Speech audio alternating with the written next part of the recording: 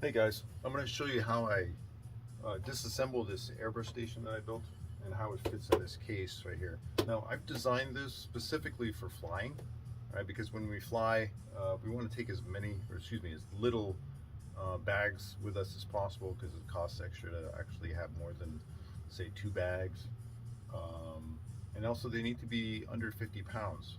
The dimensions for it to be considered standard bags and not oversized bags, the height, the width, and the length of the box or suitcase or whatever it is can't equal more than, I think it's 72 inches. I could be wrong about that, but that's the standard. So some airlines will give you 2 bags for free, like Southwest. Most will charge for bags anywhere from $35 for the first bag to, we'll say, $80 or even $100 for 2 bags. It depends. They're all a little different. But I fly Southwest a lot, checking 2 bags for free as long as it's under 50 pounds and less than 72 inches, the full dimensions of it. Really cool. Free bags. Love that. So that's the intended purpose of this whole thing, is to make it small enough to fit on an airplane. So it's a tabletop easel, as you can tell.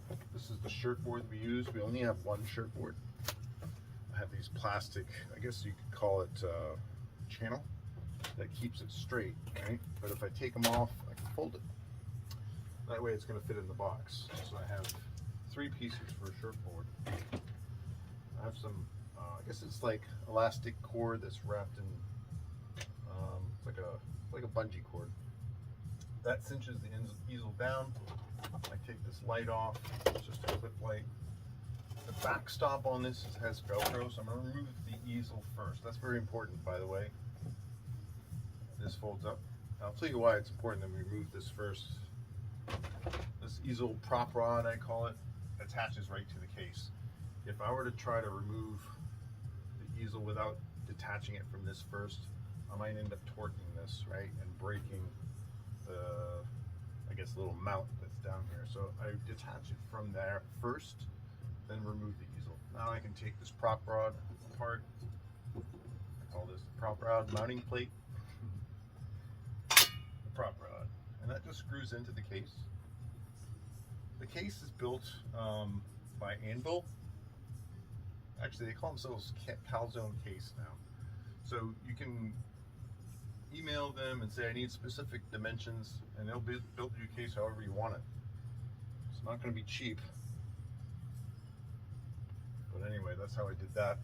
I had them pre-drill the holes that are required for this top mount and the holes that mount this frame to the case, because this is all attached. Oh, I just dropped that.